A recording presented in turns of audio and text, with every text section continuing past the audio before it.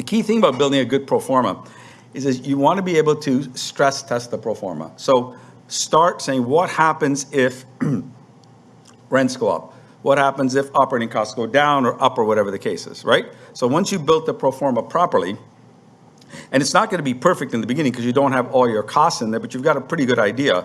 And we built the pro forma at a high level. What's going to drive profit? So we looked at 3 scenarios, right? So here's the building, and it doesn't really matter the building size, but once you've got your pro forma built, you can now test this. So we got a building built, it's 270 units and 220 rentable, and we said it's got a profit of $32 million, a margin of 29%. We assumed rents were $280 per foot, and we assumed operating costs were 26%. So in the pro forma, after it was built, and we've got a module that allows you to test various assumptions at the same time or separately. To keep it simple, we just tested these 3 components separately and kept everything else the same. So we said, what if we do a really great job on the design and the leasing and the marketing of the project, and we could get 5% more rent? Okay? So that rent increase went from $2.80 to $2.94. That is not that noticeable, by the way, in the face rent. Fair enough?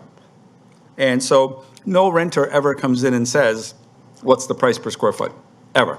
I've been doing this for a long time and probably had 1,000 leasing agents work for us, and nobody's ever said, someone came in and said, what's the price per square foot? If they ever did, it was another developer shopping them, right? People think about chunk rent. It's just a term that we use, chunk rent. $2,000 is $2,000. They typically don't divide it into the price per square foot the way the condo developer does. So we said, okay, let's raise the rent. Let's reduce the operating costs. We can't change taxes, but let's do a really great job on all our operating costs, and maybe we can reduce them 5%. That's hard to do. Or let's reduce our hard costs by 5%, okay? So when you run through the pro forma is already built, I want you to see what impact this has on your profitability.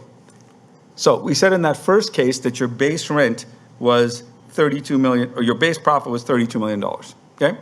If you could raise your rents by 5% and keep all the other things the same, has a dramatic impact on your profitability, right? And it has an $8 million impact on your profitability. So I think it's probably easier to raise your rents 5% than reduce your operating costs or your hard costs, right? Because you have control of that, and that's sort of the point of this presentation. I'm going to show you some examples a little bit later on. So if you could raise your rent 5%, you can make $8 million more profit. If you could separately of that, or keep your rent the same, reduce your operating costs by 5%, you make $1 million more. If you could reduce your hard costs by 5% and keep the other things constant, you would make $3.5 million more. You see the point I'm making? Rent really does drive value. That's where you should be spending all your time.